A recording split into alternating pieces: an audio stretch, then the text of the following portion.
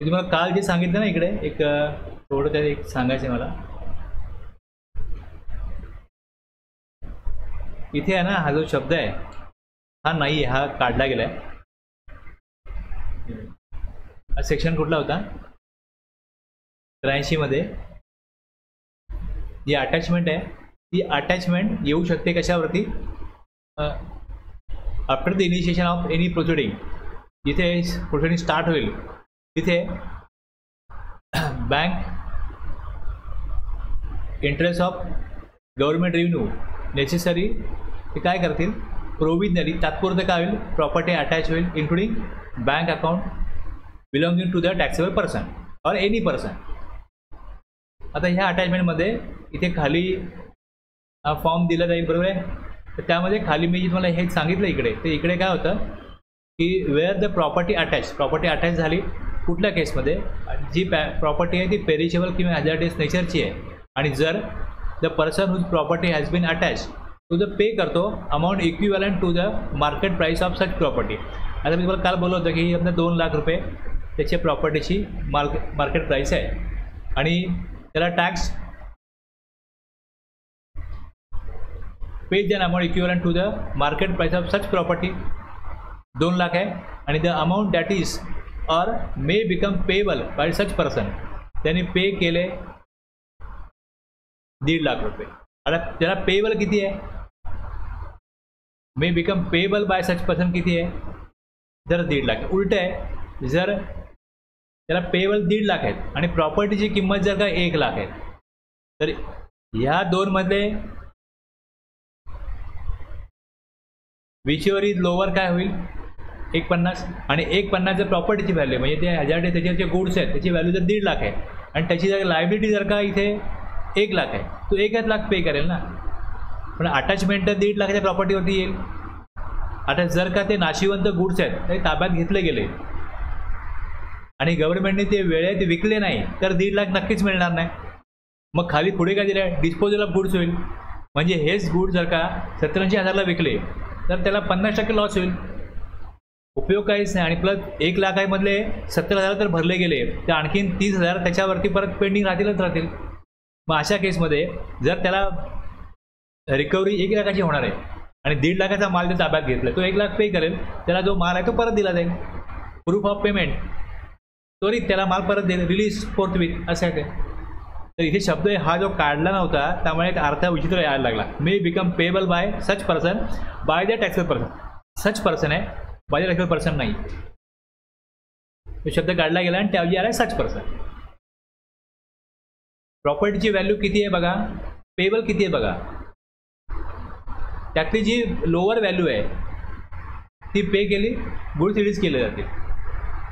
समजा माझी रिकव्हरी 1.5 लाखाची आहे पण गुड्स जे अटॅच केले ते जर 1 लाखाचे आहे, तुम्ही सांगतो की 1 लाखाचे गुड्स परत करा, मी 1 लाख भरायला तयार आहे.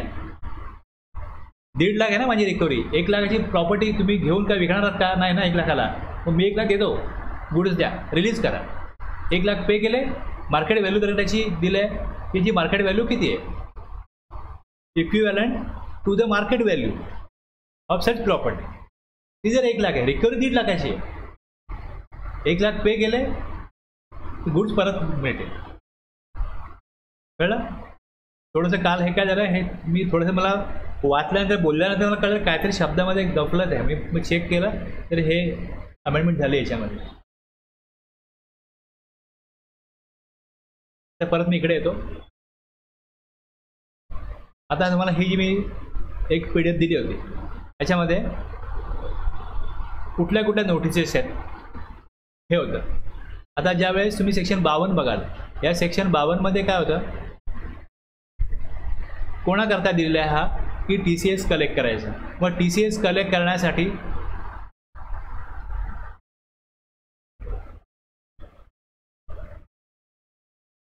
कुठल्या व्हॅल्यूवरती कलेक्ट करायचा, किती टक्के कलेक्ट करायचा, हे सगळं जसं पहिले सांगितलं. याच्या पुढे जाऊन काय होतं इकडे, याच्या पुढे गेल्यानंतर हा एक इथे रूल होता की जर डिस्क्रिपन्सी आली म्हणजे कसं होतं की TCS डिडक्ट केला, समजा तुमचा TCS डिडक्ट केला कोणी, की कॉमर्सचा ऑपरेटरने, 1 लाखावर डिडक्ट केला. हे तुमच्या सप्लायची व्हॅल्यू 1 लाख आहे आणि तुम्ही GSR 1ला जर 80,000 दाखवत असाल तेच ट्रान्झॅक्शन तर डिस्क्रिपन्सी आहे. ती डिस्क्रिपन्सी पहिले काय होत होतं, इकडे नोटीस केली जात होती. या रूल होता, या रूलप्रमाणे रूल 79 जो नंतर ओमिट करण्यात आला. तर रूल 79चं काम काय होतं जरा बघा.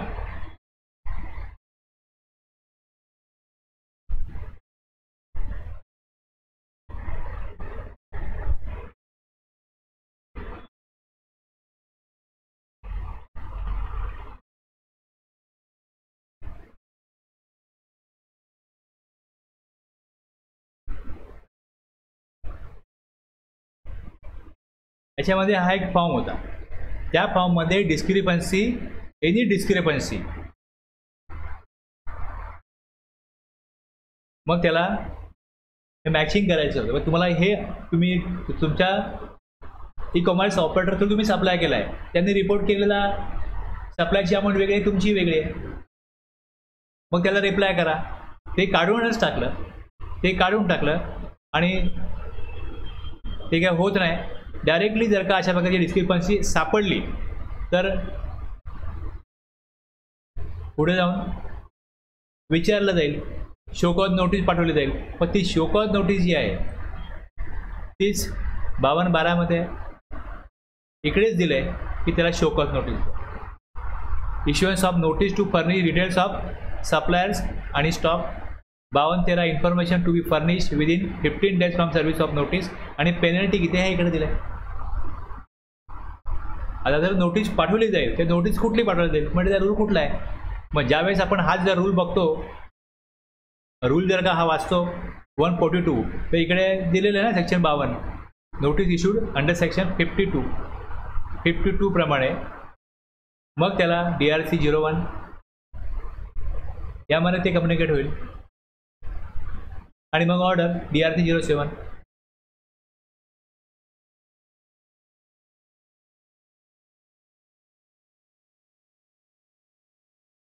दुसरं 73 आहे, 74 आहे. इथे पण असंच वगैरे DRC 01 आहे. मग त्याच्या अगोदर इंटिमेशन असतं. मग इंटिमेशन असेल तर इंटिमेशन त्या रूलमध्ये दिलेलं आहे.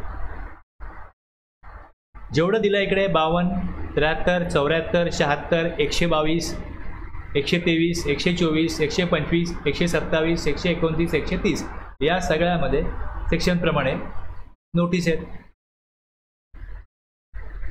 आणि त्याला मग हाच रूल लागू होतो ना 142. सेक्शन कुठले पण असो, हे जेवढे सेक्शन आहेत ते 76 कशा करताय, आउटपुट टॅक्स कलेक्ट केला आणि पे नाही केला. 122 जे काय स्पेसिफाईड ऑब्लिगेशन फॉलो नाही केले तर ऑब्लिगेशन फॉलो न करणं हा काय अपराध आहे. मग त्याच्याविषयी पेनल्टी किती असेल, मग त्याची परत शोकॉज आणि ऑर्डर आहे. 124, 125 या सगळ्यामध्ये याच प्रकारे नोटीस जाणार. हे रिवाइज करायला सोपं आहे ना, समजायला सोपं आहे म्हणून मी एका ठिकाणी मांडलं आहे. या व्यतिरिक्त आपण काय बघितलं होतं, 61 बघितलं होतं स्क्रुटिनी ऑफ रिटर्न आहे. याच्यामध्ये डिस्क्रिपन्सी कम्युनिकेट कशामध्ये होते, SMT 10 होते, रिप्लाय SMT 11 होतो आणि ऑर्डर ऑफ ॲक्सेप्टन्स हा SMT 12 होतो. जर रिप्लाय जो त्यांनी पाठवला आहे डिस्क्रिपन्सीचा तो जर का ॲक्सेप्ट नाही केला किंवा नाही डिस्क्रिपन्सी आहे, तुम्ही जे कळवलं ते पण बरोबर नाही आहे, तर मग पुढे जाऊन परत मग प्रोसिडिंग्स कुठले होते, PO मे इनिशिएट 65 त्याचं ऑडिट करायचं, इन्स्पेक्शन करायचं, डायरेक्टली त्याला नोटीस पाठवायची. मग परत त्याचप्रमाणे काय येईल, DRC 01 आणि DRC 07 त्याचप्रमाणे जाईल. असेसमेंट ऑफ नॉन फायलर्स याच्यात पण कसं केलं आहे की असेसमेंट ऑफ नॉन फायलर्स आहे. ऑर्डर ऑफ असेसमेंट कुठे आहे, SMT 13 आहे आणि नोटीस 7 आहे. जिकडे जिकडे हा उल्लेख आला इकडे बघा, आता इथे समरी ऑर्डर मग इथे 62, 63, 64 आलेत, तिकडे आलेत म्हणजे ऑर्डर हीच ठेवली आहे DRC 7.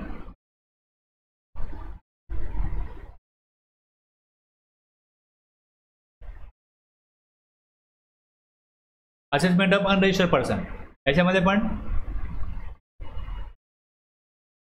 नोटीस कशामध्ये आहे, ASMT 14 आलं. कंटेनिंग द ग्राउंड, ग्राउंड काय, आणि मग DRC 01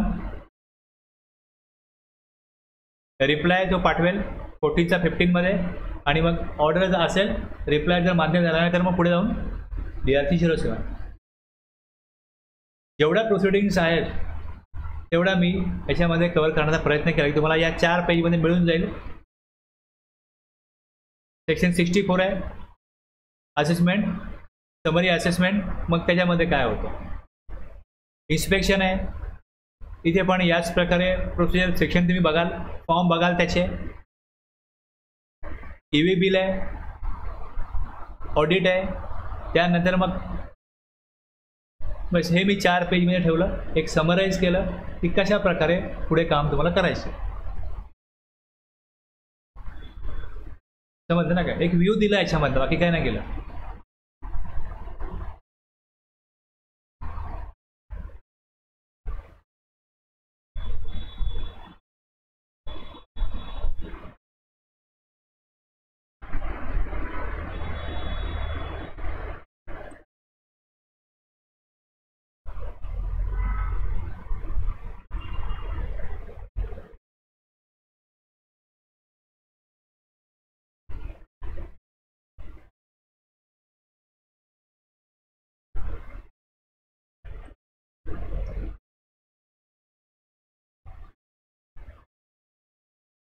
तेवीस 24 अजून आलेलं नाही आहे. 22 23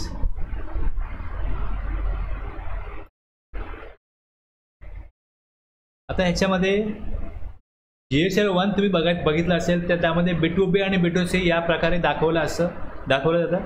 तर सिस्टम काय करतो, इकडे एक GSR 9 सिस्टम कम्प्युटेड समरी आहे, 1ची समरी आहे, 3Bची समरी आहे, आणि त्या हे जे आहे ITC सगळं यात मिळतो.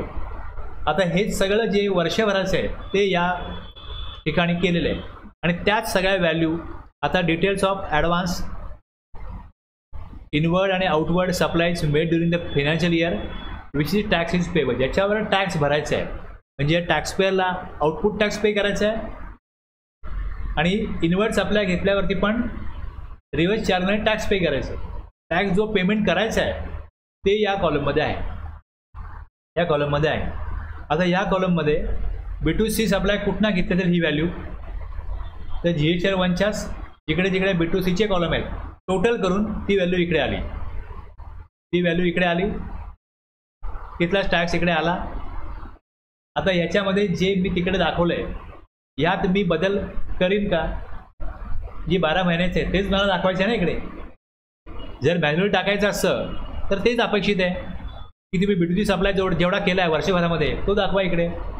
GSR 1ला मंथली दाखवतो तसं इकडे 12 महिन्याचा टोटल दाखवायचा.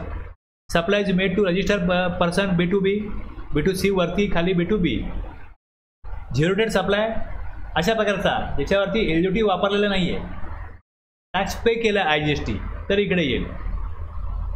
सेलला सप्लाय केला, डीम एक्सपोर्ट, हे सगळे तुम्ही कॉलम बघाल. Advance on which is tax has been paid, आणि परचेस केलं त्याच्यावर टॅक्स भरला आहे. 3.1D मधली व्हॅल्यू जी आहे ती इथे दाखवायची, त्याच्यावर टॅक्स भरलेला आहे. अशा प्रकारे किती अमाऊंटवर टॅक्स किती भरायचा होता जो भरला असेल त्याच्या व्हॅल्यू इकडे येतील.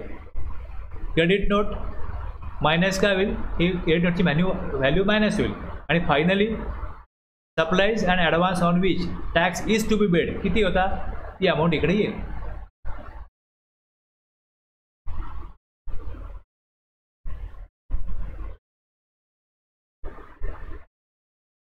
आता ह्याच्यामध्ये चेंजेस मी केव्हा करतो माहिती आहे, जर मी GSR 1ला वेगळी व्हॅल्यू टाकली. आता कसं होतं, आता ते लगेच इमिजिएटली विचारलं जातं की GSR 1ला 2 लाख आहेत, मग 3Bमध्ये 50,000 का दाखवले, तसं काय पूर्वी विचारलं जात नव्हतं. मग टॅक्सपेअर काय करत होते की GSR 9 भरताना B2B आणि B2C मॅच करून घेत होते. ते मॅच करून घेतलं का तुम्हाला दिसणार स्क्रुटिनीमध्ये GSR 1ला वेगळ्याच व्हॅल्यू आहेत, जास्त आहेत, आणि 3Bला कमी टॅक्स भरला आहे. स्क्रुटिनी काढायची आहे ते GSR 9 परत चेक करा, त्यात करेक्शन केलं आहे का, त्यात करेक्शन केलं आहे, सोडून द्या. असं आहे ना. म्हणजे एक चान्स इथे मिळतो की काय ज्या काय डिस्क्रिपन्सी आहेत त्या इकडे तुम्ही दाखवा काय आहे. म्हणजे GSR 1ला मी रिपोर्ट करायला चुकलो, याची अमेंडमेंट पण नाही केली, जसं आहे तसं ते गेलेलं आहे, तर तसं लक्षात आलं एका वर्षानंतर GSR 9 भरताना, तर माझा B2C किती आहे, B2B किती आहे हे मी इथे टाकेन. क्रेडिट नोट ज्या काय बनल्यात त्याचा प्रॉपर रिपोर्ट नसेल झाल्या तर मग त्याप्रमाणे ते दाखवेन. काय नाही याच्यामध्ये.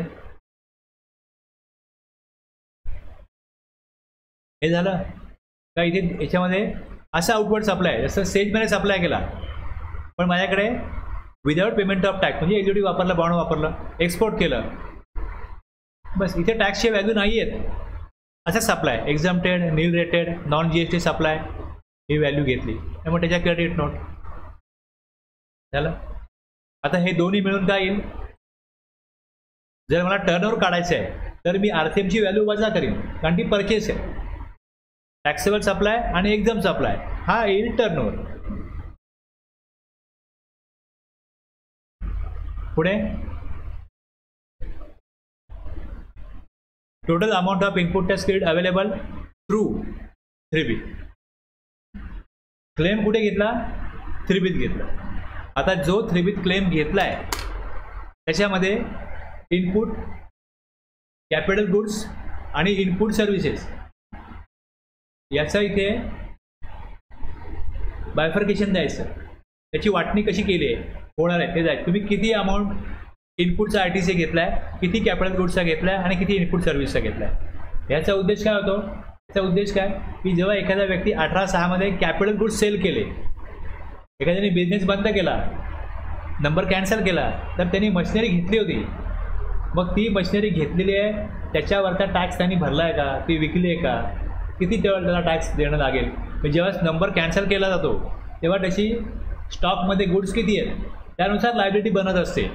मग ती लायबिलिटी त्यांनी प्रॉपर कॅल्क्युलेट केली आहे की नाही केली आहे, त्याचं ॲप्लिकेशन मंजूर किंवा नामंजूर करताना हे विचार करण्यासाठी हे कॉलम दिले की कॅपिटल गुड्स तुमच्याकडे बऱ्याच प्रमाणात होते आणि साधारण जी लाईफ किती आहे 5 वर्ष, मग 5 वर्षामध्ये किती कॅपिटल गुड्स घेतले, मग त्याच्यावरती काहीतरी तर लायबिलिटी येईल ना बिझनेस जर बंद केला तर. जर तो लायबिलिटी काहीच भरत नाही, इनपुट्स आहेत तर इनपुट गुड्स विकले आम्ही, कॅपिटल गुड्सचं काय असं आहे ना. इनपुट्स जे आहेत ते ज्या कॉस्टला आले त्या कॉस्टला विकले, कमी कॉस्टला जरी विकले तरी ठीक आहे, पण कॅपिटल गुड्स जर कमी कॉस्टला विकले तर मग त्याचा रूल आहे सेक्शन 18(6) प्रमाणे व्हॅल्यू कॅल्क्युलेट करा.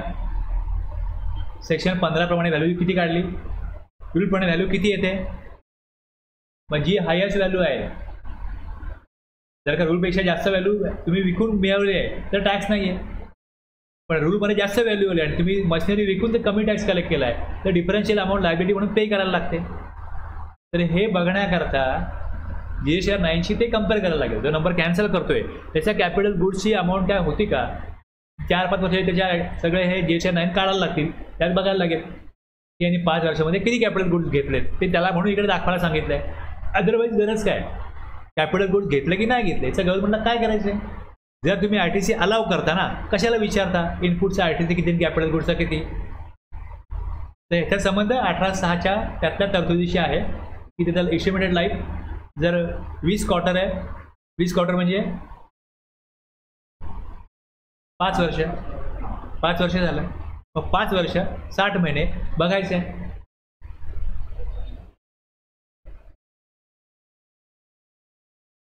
हे सगळं काय परचेस केलं, त्या import of goods, import of services, RTC जिथं आला आहे, हा जो RTC पहिला आहे 3Bत आला आहे, inward supplies other than import आणि inward supplies liable to reverse charge.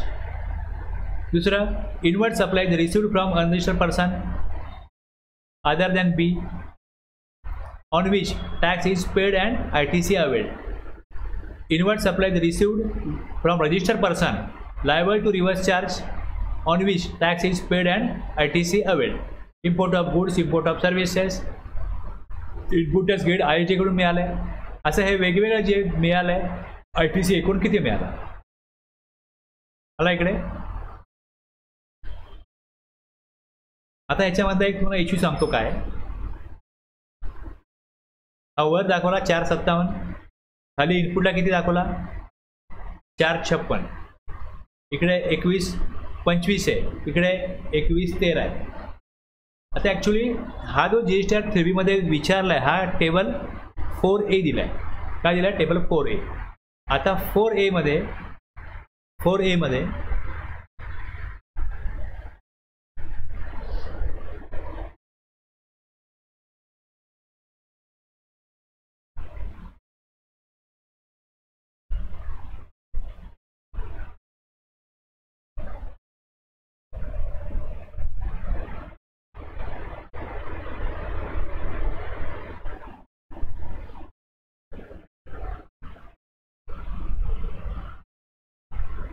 हे दिसते असं. त्यांनी मधल्या काही पिरियडला काय केलं की इथे जी अमाऊंट येते ना ही डेबिट क्रेडिट नोट इनवॉइस मिळून येते. सप्लायरचे invoice plus debit note plus credit note. त्यांनी काय केलं की ही जी ITC रिव्हर्समध्ये अमाऊंट आहे 2021 मध्ये समथिंग काय पिरियड आहे मला आठवत नाही आता, त्यात ते डेबिट नोटची अमाऊंट जी आहे ना ती इथे टाकायला लागली. 4A म्हटलं ITC अवेलेबल, तर 4B मध्ये रिव्हर्स जो केला आहे कशामुळे क्रेडिट नोटमुळे ती व्हॅल्यू इथे घ्यायला लागले. मी ITC हा घेतला आहे ना नेट ITC 4A नाही, मी 4C मध्ये आलेला घेतला आहे. प्रॉब्लेम असा आहे तर ऑटो पॉप्युलेट ज्यावेळेस त्यांनी केलं त्यावेळेस त्यांनी काय केलं हे तुम्हाला कळलं. ऑटो पॉप्युलेट ज्यावेळेस केलं त्या त्यांनी 4A प्रमाणे व्हॅल्यू ही व्हॅल्यू दाखवली. मी हा ITC घेतला नाही ना, मी जर हा वजा करून इथे बघा ही अमाऊंट वजा केली, ही कसली आहे ही माझी 38, 42, 43ची आहे. आणि जी क्रेडिट नोटची व्हॅल्यू जर मी इथे टाकली व्हॅल्यू ते 4A म्हणतात, ते ह्याच्यामध्ये क्रेडिट नोटची व्हॅल्यू वजा करून पाहिजे. आणि ती जर वजा नाही केली तर माझा क्लेम गडबड होतो. बघा परत दाखवतो मी, एवढं कळलं.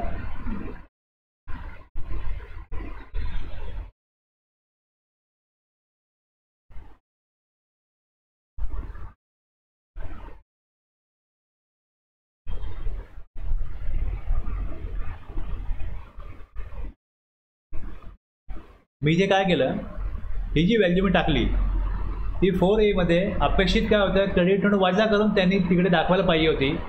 त्यांनी ऑटो पॉप्युलेट करून दिली तर मी ती खालची व्हॅल्यू वजा करून वर टाकायला पाहिजे होती आयदर. तर मला इकडे काय मिळालं असतं इथे 4A मध्ये तीच व्हॅल्यू आली असती जी माझी ही व्हॅल्यू आहे. त्यांनी ते आता बदललं. आता हे त्यांनी बरोबर केलं. आता असंच येतं पण मध्ये काही असे महिने आहेत कालावधी आहे त्यामध्ये ते रिव्हर्सलच्या आधारामध्ये क्रेडिट नोटची व्हॅल्यू टाकत होते. त्यामुळे इथे गडबड झाली आणि ही व्हॅल्यू कमी करून घेतली. म्हणजे इकडे वर दिसतं 3B हा क्लेम आहे 4A प्रमाणे तिथे काय यायला पाहिजे होतं की invoice plus debit note minus credit note जो ITC मी अवेल केला आहे ना, मी अवेल हा केला त्याप्रमाणे तो सगळा माझा इनपुट्स आहे मी दाखवून दिलं. आता असं करायचं कारण काय, आता ही जी व्हॅल्यू आहे ना जी इथे टाकली आहे ती व्हॅल्यू फक्त इथे टाकली आणि संपलं असं होत नाही. ती जी या डिटेल्स ऑफ ITC अवेल्ड मध्ये टाकतो ती इकडे दाखवतो, तीच इकडे घेतो. हा 2A दिसतोय आणि तिकडनं ITC as per total of 6B and 6H above ही इकडे येते. म्हणजे मी ITC घेतला किती एवढाच घेतला ना 2113. 2A किती आला हे दाखवतो 2A एवढा आला. तर जर तिकडे तो जो आकडा आहे आता माझ्याकडे एक टॅक्स पेअर असा आहे की त्याच्याकडे क्रेडिट नोट फार मोठ्या प्रमाणात बनतात, त्याचा म्हणजे 15-20% क्रेडिट नोट बनतात. तर इथे आकडा खूप मोठा होईल. पण 2A किती आला 2A जो आला आहे तो टॅक्स इनवॉइस वजा क्रेडिट होऊन आला आहे. आता जर का तिकडे मी ITC जेवढा घेतला आहे त्यात जर क्रेडिट नोट पण ॲड केला तर हा डिफरन्स जो आहे बघा की 2A मायनस ITC घेतला की 3B हा खूप मोठा होईल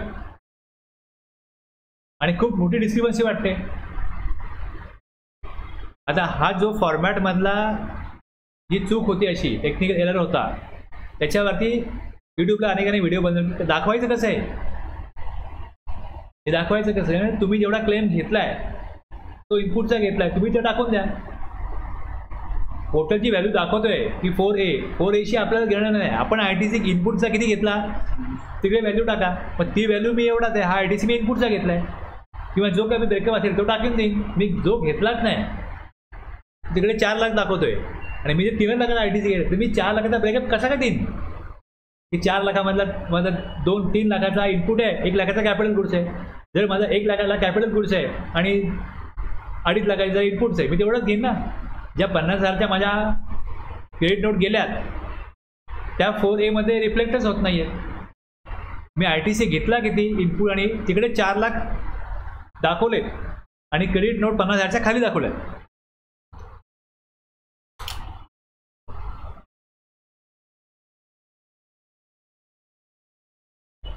त्यांनी काय म्हटलं की 4A मध्ये तिकडे आले 4 लाख.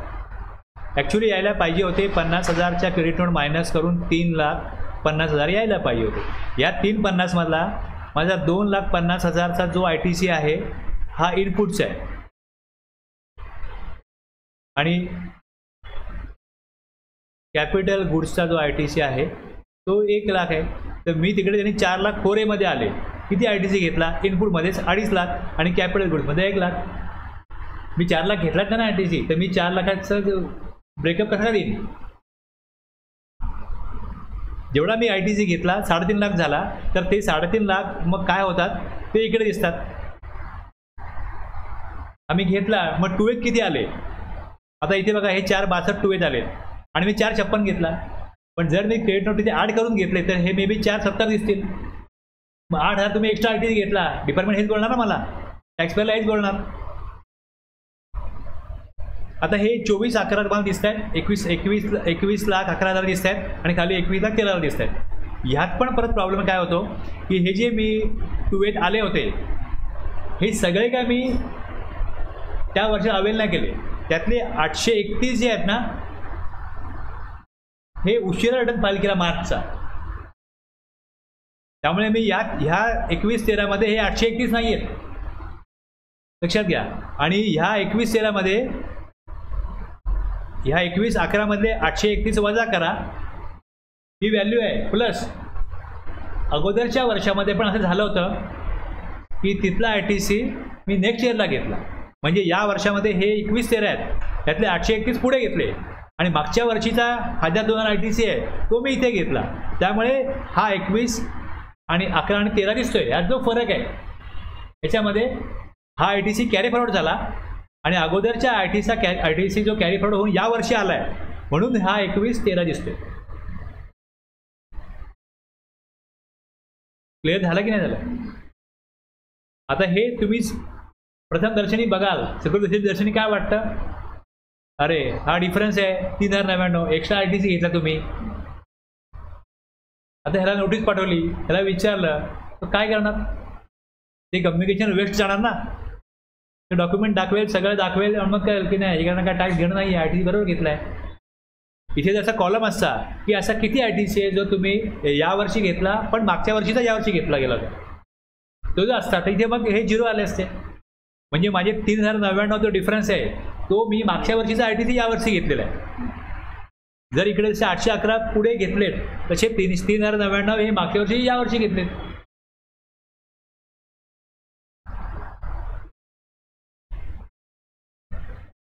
आणि जर हा आकडा इथे प्लस आला असता की समजा तर मग खाली तुम्ही ITC अवेलेबल होता पण नाही घेतला.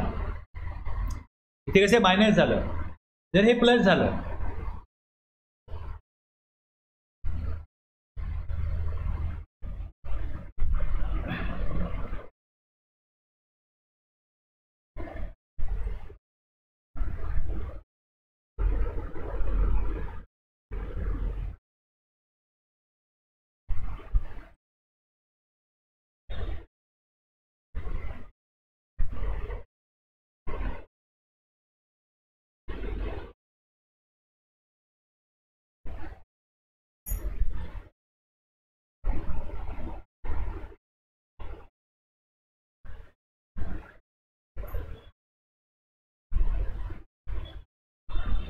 आता इथे माणसाचे बघा 1277 आहे, पण ह्याच्या क्रेडिट नोट वजा करून 1224,515.35. IGST मध्ये काय प्रॉब्लेम नाही, ह्यात काय, पण इथे क्रेडिट नोट वजा केल्यामुळे हा डिफरन्स अमाऊंट आली. ही अमाऊंट ऑटो पॉप्युलेट झाली.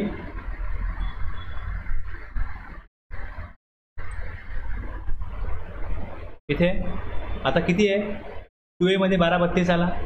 ITC घेतला किती, 1224. 186 त्यातला पण पुढे गेला. आता तरी पण 7003. ITC availed but not, ITC available but not availed. तो ITC इलिजिबल होता पण नाही घेतला. का नसेल घेतला, मे बी रूल 42-43चं त्यांना कॉम्पिटिशन नाही करायचं. एक्झाम्स अप्लाय पण करतो, नाही करायचं, नाही घेतला ITC अवेलेबल बट इनइलिजिबल. सगळ्यांनी कार परचेस केले, कारचा इन्शुरन्स काढला आहे, सर्व्हिसिंग केले, ITC आला, सप्लायरने दाखवलं, पण तो इलिजिबल होता. म्हणजे हे विचारत आहेत की ही आकडा तुम्ही ITC हा का नाही घेतला, ही खालची कारणं आहेत, ही द्या. ओके. आणि जो रिव्हर्सल आपण करतो, हे रिव्हर्सल आहे, रिव्हर्सल करता इकडे हा कॉलम दिला आहे इथे रिव्हर्सलमध्ये, की detail of ITC रिव्हर्स्ड and ineligible ITC for the financial year किती होता, हे रिपोर्ट इथे करा. आता इथे जो ITC घेतला नाही तो काय केला, ITC value added in expense किंवा असेट. ती असेट घेतली किंवा एक्सपेन्सेस झाले तेवढं ITC नाही घेतला, ते व्हॅल्यू ॲडिशन केलं की नाही घ्यायचं आम्हाला ITC. आम्ही काय करू, त्यावरती संपूर्ण अमाऊंटवरती डिप्रिशिएशन काढू, संपूर्ण अमाऊंट टॅक्सची अमाऊंट एक्सपेन्स म्हणून क्लेम करू, ITC नको आहे.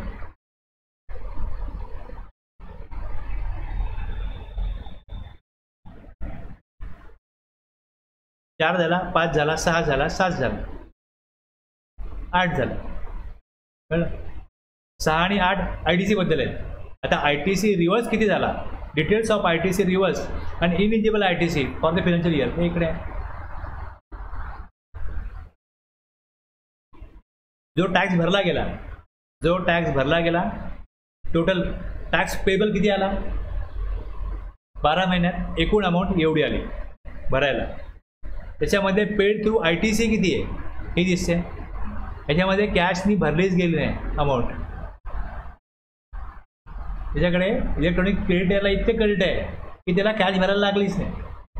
मग हा पण एक रिसर्चचा विषय आहे की संशोधन करा किंवा का हा कॅश भरत नाही आहे. यांनी कॅपिटल गुड्स घेतले होते का, घेतले होते. तुम्ही ज्यावेळेस एखादा नंबर कॅन्सल करेल तेव्हा कळेल की हा ITC मधनंच टॅक्स भरत होता, कारण त्याच्याकडे मशिनरी होती. मग ती मशिनरी जर होती तर ती कॅपिटल गुड्समध्ये दाखवली आहे का, दाखवले. नंबर बंद केला, लायबिलिटी का पे केली आहे का, या सगळ्या क्रॉस लिंक आहे.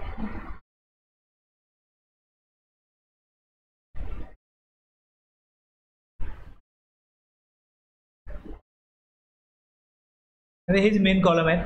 बाकी आता इथे हे जे कॉलम आहेत की supplies tax declared, amended, supplies tax reduce through amendment. Amendment जर केले, इथे काही अमाऊंट दाखवली तर ह्याचा कुठे पुढे काय कुठे सेकंड इफेक्ट होत नाही. आणि अगोदरच्या पण वर्षामध्ये हे कॉलम त्यांनी ऑप्शनल ठेवले होते. ITC avail during previous financial year, ITC avail for the next financial year. जे इकडे दाखवलं आहे की हा नेक्स्ट पुढे घेतलेला आहे, तीच व्हॅल्यू तिथे पण दाखवायला सांगितली, पण त्याचा दुसरा इफेक्ट कुठे होत नाही. 10, 11, 12 13 particulars of the transactions for the financial year declare in return of the next financial year till the specified period. आणि डिफरन्शियल अमाऊंट, जर इथे टॅक्स काय भरायची, काय अमाऊंट भरायची राहिली असेल तर मग ती काय भरली का, differential tax paid on account of declaration in table. जर काय भरायचं काय राहिलं अमेंडमेंटमुळे तर ती इथे भरा. आता याच्यामध्ये टॅक्स अशा प्रकारे वाढत असेल तर तो भरून घेतला जातो. पण जर का मला ITC घ्यायचा राहिला आहे, रिफंडचं काय असेल तर काही मिळत नाही. काही द्यायचं असेल तर देऊन घ्या. आता हे सगळं जे काय चाललं आहे, नॉर्मली हे याची ड्यू डेट 31 डिसेंबर का ठेवली आहे? कुठला रिव्हर्सल राहिला आहे, काही राहिलं आहे? इन्कम टॅक्सचं ऑडिट जेव्हा होतं जून, जुलै, ऑगस्ट, सप्टेंबर, त्याच्यामध्ये नॉर्मली हे सगळं रिव्हर्सल वगैरे करून घेतात. ते अपेक्षित आहे. कशाला आणखीन डिसेंबरपर्यंत वाट बघायची? माहिती आहे आपल्याला टॅक्स देणं लागतोय. इलिजिबल ITC नसताना घेतला आहे तो रिव्हर्स करा. ज्या महिन्यात ते कळतं त्या महिन्यात तेव्हा 3 भरला जाईल, त्यात तो रिव्हर्स होईल. इंटरेस्ट टॅक्स पे केला जाईल. GSR 9पर्यंत काय आणायचं नाही. आणि तरी पण काय उरलं असेल मग 9मध्ये एकदा का डिक्लेअर केलं की बाई हे माझं असं आहे. आता जरी तुम्हाला काय कळलं असं, तुम्ही काय नोटीस पाठवली, ते बोलत की हो आमचा ITC आम्ही चुकीचा घेतला होता पण तो रिव्हर्स केला आहे. एप्रिल टू मार्च GSR 9 भरतो आम्ही. तर इथे जेव्हा कधी मला सापडेल की अरे मी ITC चुकीचा घेतला आहे, मी केलं रिव्हर्स. पुढच्या काळात रिव्हर्स केला.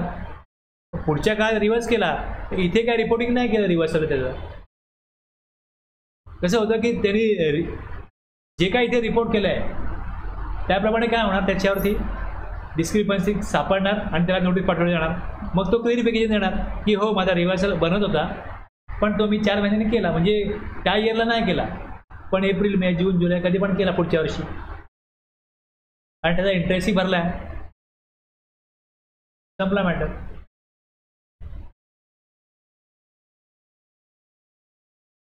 एकदा का माझा एप्रिल टू मार्च संपला का त्याच्यात काही माझ्याकडनं चूक झाली असेल, सुधारण्याचा मला चान्स आहे ना स्वतःहून, आणि मी टॅक्स भरू शकतो व्हॉलंटरीली. पण जर रिव्हर्स केला तर कुठे तिकडे DRC 03 भरल्याचा कुठे काहीच मिळणार नाही. मी काय करणार, मी ते 3Bमध्ये रिव्हर्सल करणार. जो टॅक्स भरायला राहिला आहे तो मी 3Bत भरणार. तो भरला, एखादा इन्व्हॉइस दाखवायचा राहिला आहे अगोदर डेटचा, तो मी इकडे दाखवीन. इकडे जो टर्नओव्हर येतो तो टर्नओव्हर जे 12 रिटर्न भरले त्यातला येतो. सपोज मी GSR 9 भरला आणि मला जानेवारीत कळलं, फेब्रुवारीत कळलं अरे मागच्या वर्षीचं एक बिल दाखवायचं राहिलं. जेव्हा कळलं तेव्हा ते मी दाखवलं, तो टॅक्स भरला. आता त्याचं रिपोर्टिंग काही हे होणार नाही. समजलं ना काय? एकतर ही माहिती जी ऑटो पॉप्युलेट झाली आहे ती तिकडनं इथे आली तर आली आहे. आता स्क्रुटी होण्याचे चान्सेस किती, ऑडिट होण्याचे चान्सेस किती? कशाला आपण स्वतःहून तिथे सांगायला जा की मी काही चूक केली GSR 9मध्ये? कोण सांगायला जाईल? जी आलं आहे अप टू 2 करोड टर्नओव्हर आहे तर मग हे एक्झाम केलं आहे भरूच नका, म्हणजे काय कळणारच नाही डिपार्टमेंटला. म्हणजे अप टू 2 करोड गव्हर्नमेंटला स्क्रुटिनीमध्ये घ्यायचंच नाही आहे असा त्याचा अर्थ दिसतो. आता 2 करोड ते 5 करोड ज्यांचा असेल त्यातले किती टक्के घेतील? काहीतरी विचार केला असेल. सगळ्यांची स्क्रुटिनी करता येत नाही. हा विचार टॅक्स पेअरचे एक्सपर्ट पण करतील. कशाला इकडे जाऊन आपण काय स्वतःहून तिथे काय करायचं दाखवायचं? दाखवू की नाही? विचार ते बघू मग सांगू. कसं आहे? आणि ज्यांचा टर्नओव्हर असा मोठा आहे तर ते मोठ्या गोष्टी करतात, ते मोठ्या लेवलला करतात, ते त्यांच्याप्रमाणे दाखवतील. बरोबर आहे ना? असंच चालणार ना सगळं. हे दिलेत कॉलम, कुठले कॉलम कुठे कुठली माहिती जाते एवढं समजून घ्या. ऑडिट जरी झालं तरी कुठे काय डिस्क्रिपन्सी आहे पहिले कोणाला कळतं? ऑफिसरला कळतं. त्या फाइंडिंग्स आहेत ऑन पेपर. काही येण्या अगोदर पहिल्यांदा काय होईल तिकडेच कळेल. तिकडेच कळल्यानंतर मग किती टॅक्स भरायचा, किती दाखवायचा, किती सेटलमेंट करायची, कुठलाही माणूस हे करतोच ना. हे असंच आहे.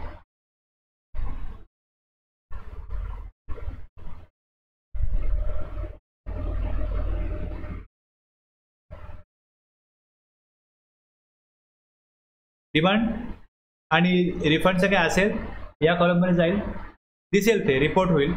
आणि supply received from composition taxpayer deem supply by job worker आणि सेंड गुड्स पाठवले कशा करता सेंड ऑन अप्रूव्हल बेसिस, इथे रिपोर्ट करायचे. हा पण कॉलम ऑप्शनल ठेवला आहे तर हा भरला जात नाही. HSN वाईज समरी ही टाकायला लागते मॅन्युअली. आता ज्यांनी अगोदर समरी अपलोडच नाही केली त्यांना इकडे लास्ट इथे भरा. इथे पण लोक नाही भरणार तर गव्हर्नमेंट काय करणार? हे सगळी टाकायला लागते, खूप वेळ लागतो याला सगळं करायला. हे बाकी सगळं इथे ऑटो कम्प्लीट, समरी होत नाही ऑटो कम्प्लीट. हे मी भरलेली आहे तरी मला हे परत भरायला लागतो. हे जे इन्व्हर्ट सप्लाय आहे हे ऑप्शनल केलं. लेट फीस, पेबल आणि पेड हे उशिरा फाईल केला तर इथे लेट फीज, पेबल आणि पेड. पेबल किती होते, पेड केली हे दाखवणार या प्रकारे.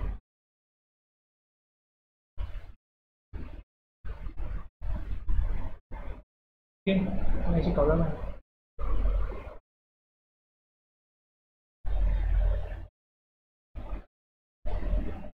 तुम्ही जे बरेच व्हिडिओ बघाल ना यूट्यूबला, अशा 10-10 मिनिटात एकदम केलं त्यांनी. हे कुठनं कसं आलंय काय आलंय.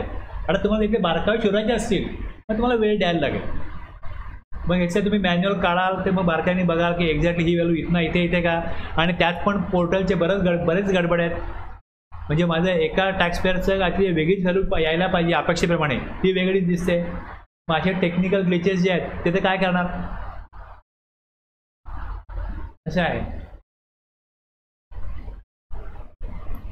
आणि असे इश्यू ज्यांना येतात ते यूट्यूबला टाकतात किंवा हे माझं असं यायला पाहिजे असं येत नाही आहे, काय करायचं त्याचं. मग मला कळलं की काय गोंधळ आहे. टेक्निकल मिस्टेक पण आहेत, प्रॉब्लेम आहेत, ते पण कळतील. फार मोठ्या प्रमाणात नाही आहे पण होतं केव्हा केव्हा. एखाद्या वर्षी जास्त झालं आहे, एखाद्या वर्षी कमी झालं आहे, पण ते पण होतं.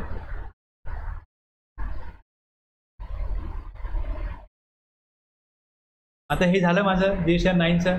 आता 9C मध्ये काय होतं की 9C मध्ये मी जसं इकडे इन्कम टॅक्स रिटर्न फाईल करतो, ऑडिट करतो इन्कम टॅक्समध्ये, तर एकंदरीत त्याच्यामध्ये जे कॉलम आहेत, सेल किती आहे, परचेस किती आहे, एक्सपेन्स किती आहे, त्यात तिकडे डिक्लेअर केले.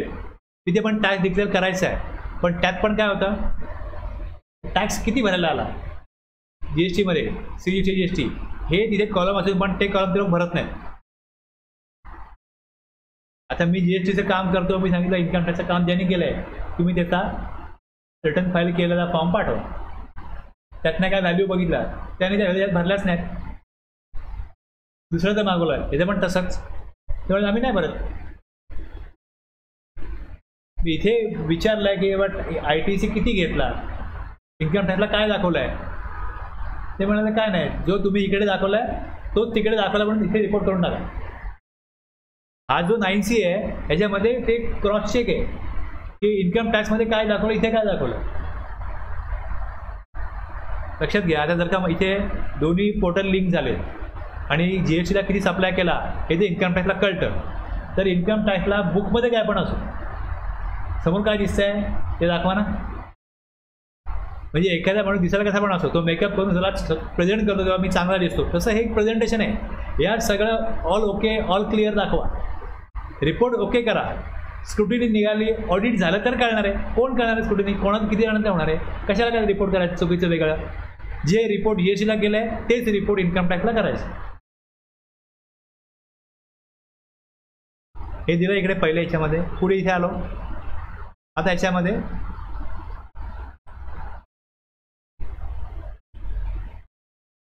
टर्नओव्हर डिक्लेअर केला.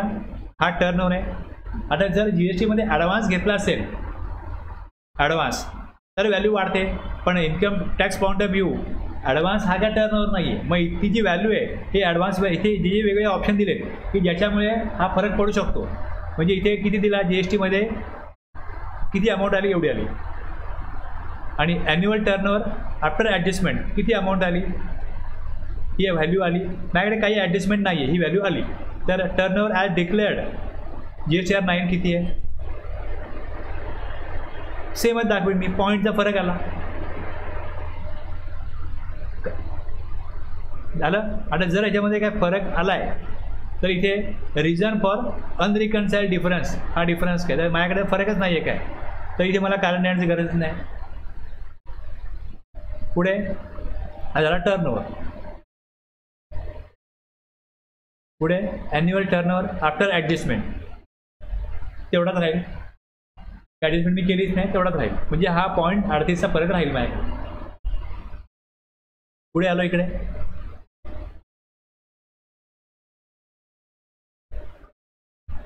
हे रिझन द्यायचे. पुढे काय विचारले, जी अमाऊंट दाखवली आहे ती टक्केवारीमध्ये द्या. 5% किती आहे, reconcile of rate wise liability, amount payable किती होती हे दिली.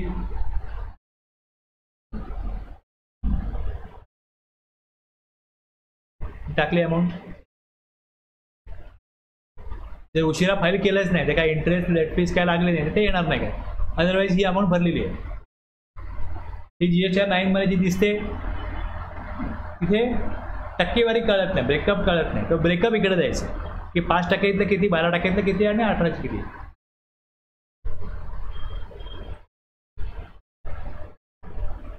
आता ह्याच्यामध्ये पण असंच आहे की टोटल अमाऊंट पेड. आता ही अमाऊंट आहे, मग GHR 9 किती भरली एकूण मिळून. याच्यामध्ये काय पॉईंटचा डिफरन्स आला, बस तेवढा डिफरन्स आला. अनरिकन्साइल्ड पेमेंट इथे हे Q आहे आणि इकडे P मध्ये हे वरचा ब्रेकअप जो आला त्याप्रमाणे ही व्हॅल्यू आली. हा डिफरन्स आला. मग ह्या डिफरन्सबद्दल काय रिझन आहे, तो पॉईंट काय तो विचारत घेत नाही, तेवढे एक सर्टन अमाऊंटपर्यंत तो विचारच करत नाही, त्यामुळे ते काही दाखवलंच नाही. ॲडिशनल अमाऊंट काय पेबल आली असेल ती इथे दिसते का नाही आहे पेबल. पुढे आलो, ITC किती घेतला, आउटपुट टॅक्स झाला. आता ITC किती घेतला, हा ITC घेतला. हा ITC जो आहे हा ITC avail as audited annual report. जेवढा ITC घेतला त्यात काय दाखवलं इन्कम टॅक्सच्या रिपोर्टमध्ये. आणि आता याच्यामध्ये काय होतं की इन्कम टॅक्सचा एकच रिटर्न जातो, पण एखाद्याचे GST नंबर 10-12 असतील मग त्याला त्या नंबरचा इथे घ्यायला लागतो. तो केवढाच गेला इकडे, इथे एकच नंबर आहे त्याला एकच की या राज्यामधला माझ्या तिकडे किती टर्नओव्हर दाखवला आहे त्याची व्हॅल्यू दाखवायची आणि ITC ॲज पर अवेल किती आहे. ITC booked in earlier financial year किती आहे, या वर्षीचा किती आणि हे सगळे फिगर दिले आणि total amount. ITC claim in annual return किती केला तेवढाच केला, काय डिफरन्स नाही आहे.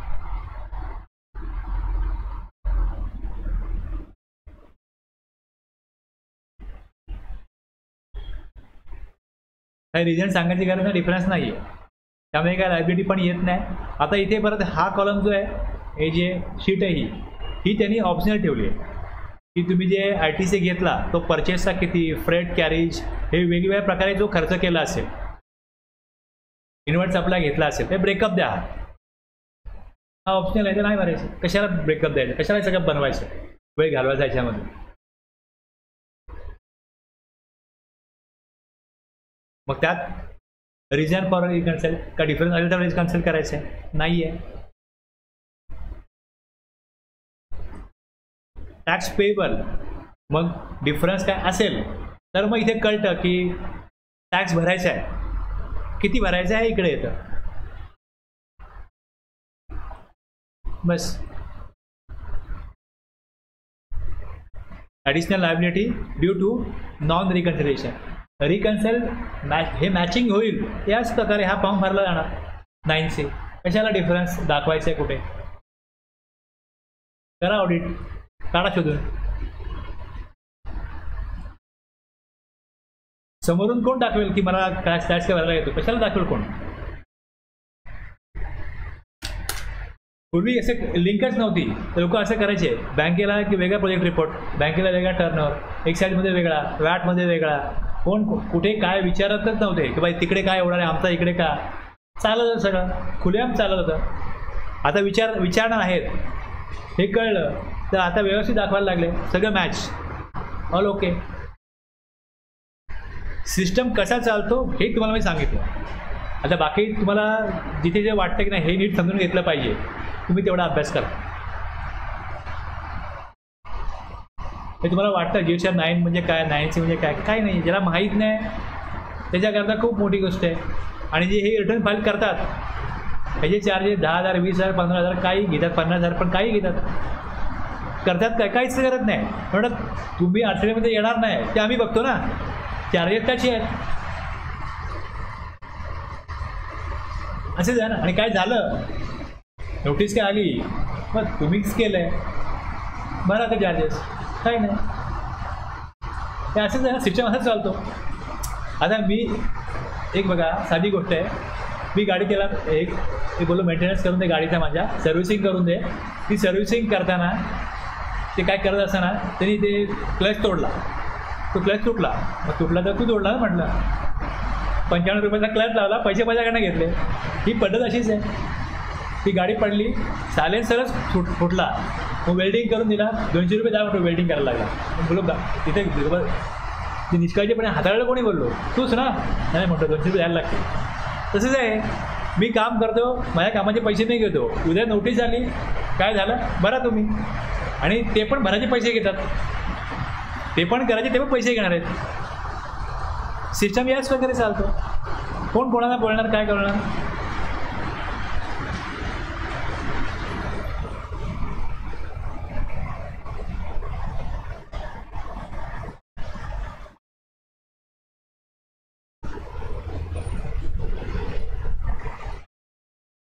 जोपर्यंत मला माहिती नव्हतं जीएसटी लाईन कशा प्रकारे येतो, तोपर्यंत मला मोठी गोष्ट वाटत होती. 9C कशा प्रकारे येतो, एकदा कळलं हे असं आहे, काही नाही याच्यामध्ये.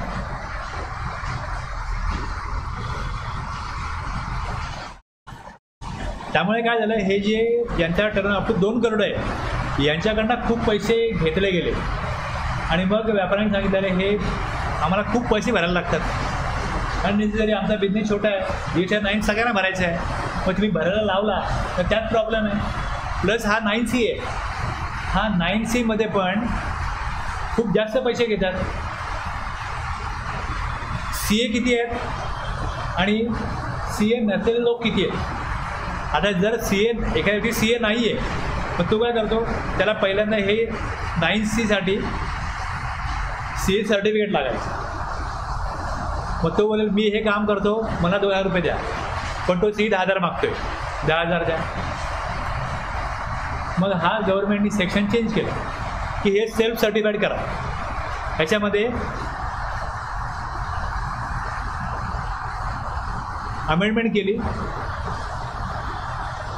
इथे प्रोसिजर वेगळी होती 9C करता, आणि मग पुढे जाऊन पुढच्या काळामध्ये हे वेगळ्या प्रकारे झालं, हे त्यात दिले. आणि सेक्शन जो आहे इकडे 35 सेक्शन 35 बघा,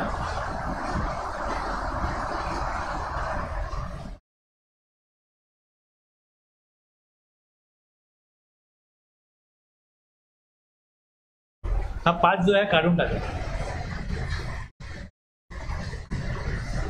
चार्टर्ड अकाउंटंट, कॉस्ट अकाउंटंट यांच्याकडनं करून घ्यायचं होतं. सेक्शन 44(2) आता नाही, तो भरून द्या फक्त बस, सेल्फ सर्टिफाईड.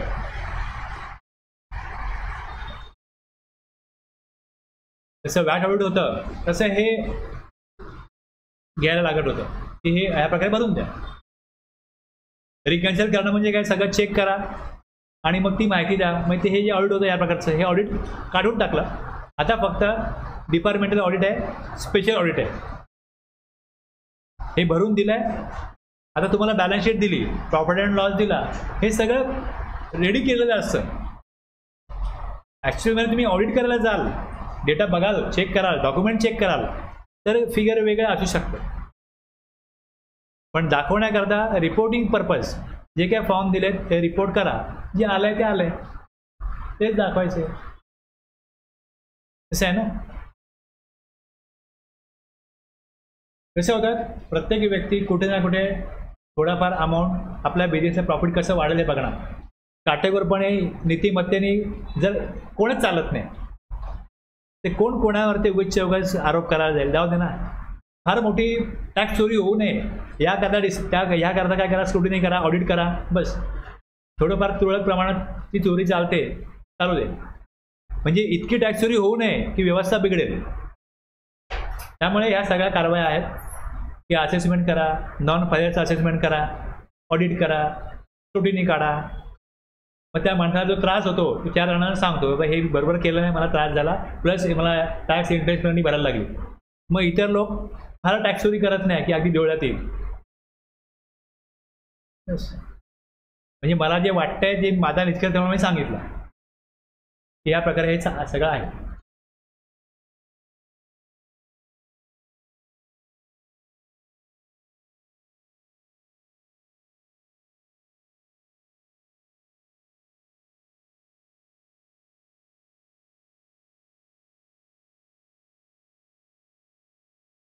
आता माझ्या माहितीप्रमाणे जेवढं आपल्याला घ्यायचं होतं तेवढं सगळं मी घेतलेलं आहे. काय राहिलंय? कुठला टॉपिक राहिलाय? नाही ना.